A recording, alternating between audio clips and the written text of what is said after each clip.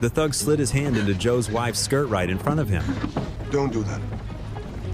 The second he spoke, the thug's accomplice pulled a gun and aimed it at him to protect his wife and child. Joe had no choice but to wait for a chance to fight back. But the thug dragged Joe's wife into his arms and began to assault her. Consumed by rage, Joe whispered to his wife in their native tongue to bite the thug's ear. He seized the opportunity to grab the weapon, turning the tables in an instant. However, he then told his son to pick up the pistol from the ground. The moment the boy grabbed the gun, the thug suddenly lunged, holding a knife to the boy's throat.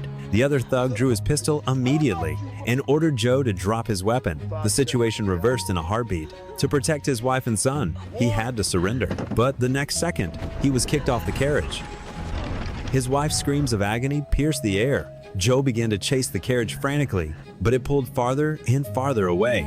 He dared not stop for a single moment. Just as he was on the verge of collapse from exhaustion, he spotted his son lying in the middle of the road. Joe rushed to lift him, only to find he had already stopped breathing. But this was no time for grief. He gathered his son in his arms and kept chasing the carriage. After walking what felt like an eternity, he finally caught sight of the carriage and the coachman lying dead on the ground beside it. Joe quietly picked up a shotgun and crept toward the carriage. First, he fired a shot at the carriage itself. The spooked horses bolted instantly.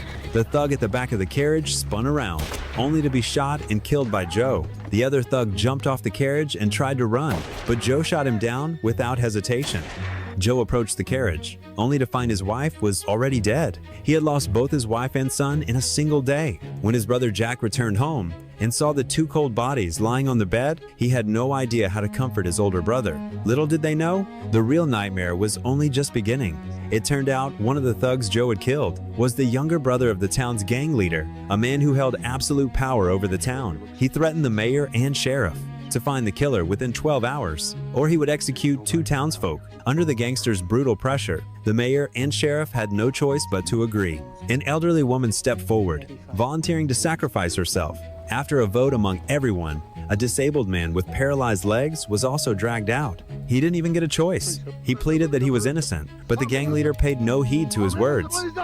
After killing the two, he announced the town would now be taxed double until the sheriff caught the killer. After burying his wife and son, Joe and his brother went into town, planning to sell all their belongings and leave this place of sorrow. The mayor deliberately lowballed the price of their land. Just as Joe stepped out of the house, ready to leave, he noticed the street was completely empty. In seconds, dozens of gunmen surrounded him from all sides.